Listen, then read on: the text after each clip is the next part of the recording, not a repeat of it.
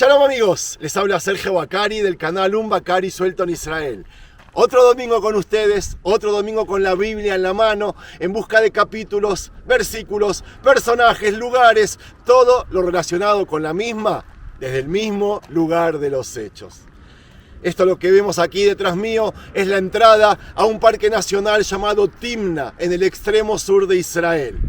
Un valle que está lleno de riquezas naturales únicas en Israel. Un lugar lleno de ruinas arqueológicas y de fenómenos geológicos que jamás se han visto, por lo menos en estos lugares. Yo voy a entrar y voy a intentar relatar sobre la primera guerra que tuvo Israel contra el Amalek. Voy a relatar sobre Yeshua bin Nun, Josué, que aquí él se transformó en el mejor guerrero de Israel de toda la historia. Y si me queda tiempo, entre tantas cosas lindas que vamos a visitar, les voy a hacer un relato también sobre aquel episodio de la serpiente de bronce.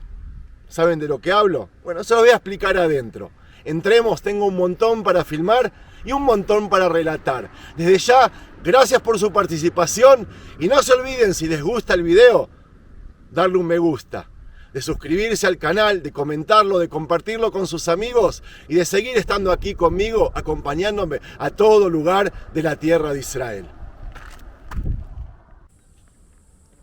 Amigos, ya estamos dentro del valle de Timna. Todo el parque para nosotros. Es que los únicos locos que pueden venir un día como hoy de verano a pasear en este desierto árido con más de 40 grados de calor en la sombra son los de la comunidad Un Bacari Suelto en Israel. Amigos, ¿quién fue Timna en la Biblia y por qué este valle se lo llamó a su nombre? Un simple ojazo en Génesis 36 nos ayudará a comenzar a responder a las preguntas. Y les leo. Ve'ele toldot Esav hu Edom. Esav לקח את נושיו מבנות כנען, את עדה בת אילון החיתי, ואת אוהליבמה בת ענה בת צבעון החיבי. Me salteo al tercer versículo y dice, Beteled Ada le Esav et Elifaz. Y así llegó al versículo 12 que nos dice, Betimna הייתה פילגש לאליפז בן עשיו, ותלד לאליפז את עמלק, אלה בני עדה אשת עשיו. Timna entonces era una concubina de Elifaz, hijo de Esav. Más aún, ellos fueron los padres de Amalek. Timna vivió muchos años, desde tiempos de Abraham y hasta los de sus nietos Jacob y Esav. A través de esos años, intentó la princesa unirse al pueblo hebreo, pero los patriarcas la rechazaron uno tras otro. ¿Por qué se negaron? Los sabios judíos explicaron que Timna intentó primero casarse con Abraham para desterrar de su tienda a Sará. Luego con Isaac para hacer lo mismo con Rivka. Y luego con Jacob para deshacerse de Rachel y Lea. Era como que tenía una especie de obsesión por casarse con ellos o por la de pertenecer al pueblo hebreo. Cuando estos le negaron, cada uno en su turno el matrimonio, la princesa Timna se ofreció a ser concubina en la casa de Elifaz, el único que la aceptó. Por la decepción de Timna nació aquel hijo llamado Amalek, dicen los sabios. Aquel que de su descendencia nació el pueblo nómade que envidió toda su vida al pueblo de Israel e intentó destruirlo una vez tras otra. La primera cita de la tensión entre Israel y el Amalek aparece cerca de la salida de Egipto. Veisú kol edat bnei Israel mimidbar sin lemasahem al pi Adonai veyachnu berefidim be'en maim lishtot ha'am. Y en el octavo dice, vayavo Amalek veilachem im Israel berefidim. El primer año de la larga peregrinación por el desierto de Sinaí, tribus de amalequitas no dejaron de atacar a Israel. Al final de la Torá, Moshe recordó aquellos ataques cobardes a los débiles que marchaban últimos en la peregrinación, lo que no dio espacio a Israel a hacer su primera guerra sin estar realmente preparados. Moshe ya era grande, tenía 80 años. Eligió asistirse de un joven carismático llamado Yoshua. Más tarde lo pasará a llamar Yehoshua. Ustedes lo conocen como Josué. La cuestión que este joven recibió la orden de liderar militarmente al pueblo en el campo de la batalla. Moshe, mientras tanto, sería el líder espiritual. ¿Qué hizo? Se subió junto a su hermano Aarón y a Hur a una colina como esta y aquí levantó sus manos. ¿Por qué las levantaba? Porque cuando las manos de Moshe estaban en lo alto, Israel iba ganando las batallas contra el Amalek. Y cuando las bajaba, era el Amalek quien vencía. Llegó incluso un momento en que el pobre Moshe, mirando este valle árido, lleno de soldados, se cansó de alzar sus manos. Entonces se sentó en una roca y Aarón y Hur le sostenían sus brazos en lo alto. Luego de una intensa lucha, los hijos de Israel lograron la victoria. Los guerreros volvieron al campamento en medio del desierto y Moshe fue llamado por Dios para ordenarle recordar para siempre lo que acababa de hacerle a Amalek. Vayomer Adonai el Moshe, Ktov zot zichron besefer, besim beoznei Yehoshua, ki macha emcha et zecher Amalek mitachat hashamayim.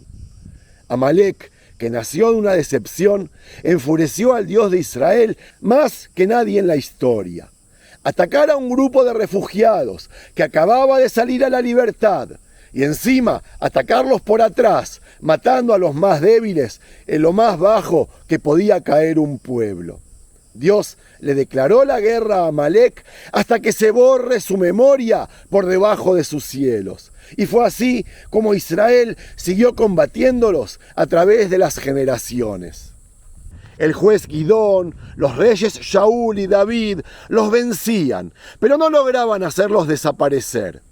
Eso sí, cuando más poderoso era el reino de Israel y luego de Judea, los debilitaban más y los empujaban más a fondo de Edom, lejos de aquí. La última cita de ellos es durante el reinado del rey Hizkiyahu, cuando nos dicen que los hijos de Shimón, unas 500 personas, fueron al Har Zair y destruyeron a los pocos amalequitas que aún existían. Miren qué lugar. Amigos, seguro escucharon hablar de las minas del rey Salomón, ¿verdad? En hebreo le decimos los pilares, pero son las minas. Esto que tienen aquí enfrente, aquí las tienen. Seguimos en el Valle Timna, dentro del Parque Nacional, les recuerdo. ¿Y por qué se las llama así? Porque a principio de su reinado, el rey Shlomo decidió construir el templo en Jerusalén. Y si leemos la descripción de los materiales, uno que resalta por sobre el resto es el cobre. Las citas son interminables y no cabe dudas que aquel metal fue extraído de aquí. Voy a dar solo 2 razones. Primero, porque es la zona más rica en cobre de todo Israel. Y segundo, porque Shlomo Amelech fue el primero que conquistó el sur del Negev y llegó hasta la cordillera de Eilat que estuvimos ayer. No solo eso, sino que las pasó y construyó en Eilat un puerto. Entonces, las piezas de cobre del templo fueron hechas con materia prima extraídas de aquí mismo, amigos. Y por eso el nombre a este lugar. Mientras las vemos, les voy a contar otra historia relacionada con la peregrinación de Israel por el desierto y con esta zona en particular. ¿Me siguen? Es verdad, la Torá no nos relata que Israel pasó por este valle rumbo a la tierra prometida. Pero es imposible que no hayan pasado por aquí, si es que estuvieron en Yotbetá, que sí la citan, ya que es aquí nomás, frente nuestro. La Torá nos cuenta de que Israel pasó de Yotbetá a Etzion Geber, Eilat de hoy, que está a unos kilómetros aquí al sur. Por eso es obvio que el pueblo pasó por aquí sin ninguna duda, por este amplio valle. La cuestión que cuando pasaban por aquí, el pueblo perdió completamente la paciencia. Amigos, como les decía, aquí hace un día de hoy 40 grados de calor en la sombra. Y de verdad es terrible estar por aquí caminando. Estamos podridos del desierto árido, le gritaban a Moshe y a Dios. ¿Para qué nos sacaron de Egipto? 39 años nos estamos conformando con lo mínimo, ahorramos agua y comemos pan defectuoso. Y ahora nos vemos obligados a hacer otra vuelta recorriendo toda la tierra de Edom para entrar a Israel. No tenemos más fuerzas para seguir, gritaban. La respuesta de Dios a esas quejas no tardó en llegar y les envió serpientes y letaot. Letaot se dice, creo que lagartijas venenosas, que mató a muchos del pueblo. El pueblo entendió rápidamente que pecó y se apresuró a Moshe para pedirle disculpas. Como de costumbre, Moshe les tuvo compasión y oró por ellos. Fue ahí cuando Dios les salvó de las víboras, pero su salvación llegó en una forma completamente inesperada. ¿No esperaríamos que Él, Dios, simplemente haga desaparecer las serpientes si perdonó al pueblo y decidió salvarlos de cualquier modo? Sí, eso es en realidad lo que esperaríamos. Pero en vez de eso, Dios le dio una orden extremadamente extraña a Moshe. Y le dijo, hazte de una serpiente ardiente y ponla sobre un asta. Y cualquiera que fuere mordido y mirare a ella, vivirá. Amigos, esta historia nos muestra, de la forma más gráfica y posible, uno de los principios básicos de la vida espiritual. Cuando uno lee simplemente la Biblia con su traducción literal, puede pensar de que aquí se habla de hechicería, de brujerías, de idolatría y todas esas cosas. Pero cuando uno lee los textos en hebreo, como yo, me sorprendo por la abundancia de silencios y sonidos silbantes que hay dentro de los mismos. Nakash en hebreo significa morder, Nahash en hebreo significa serpiente, Nehoshet en hebreo significa bronce. Como si el silbido de las serpientes llenasen estos versículos. Y no es casual que hayan serpientes en esta historia. En Génesis, el pecado entró por la serpiente. ¿Y qué más sino pecado? Arrastrándose, silbando y mordiendo.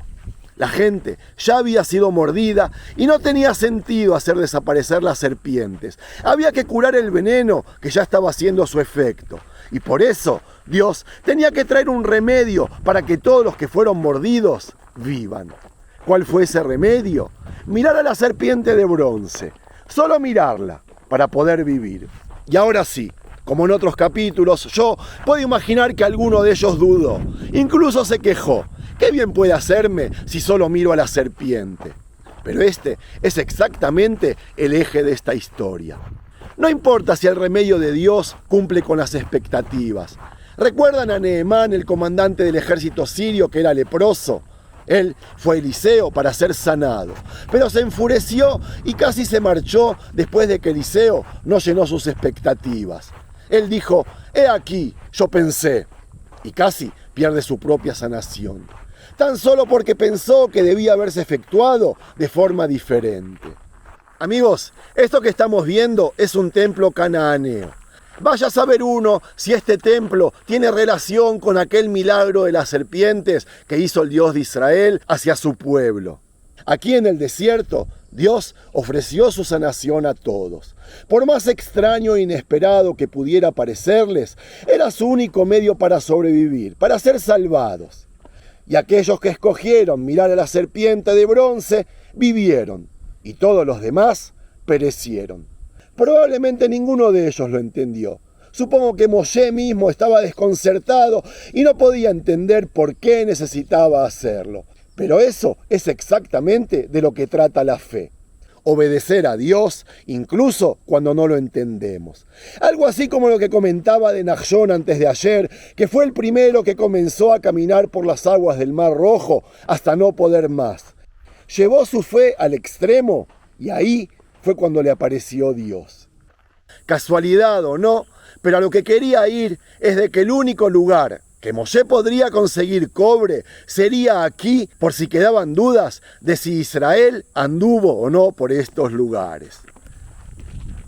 A pesar de todo lo que conté sobre Timná y sobre Elifaz, aquí al lado hay un kibutz llamado Elifaz y este valle lleva el nombre Timná.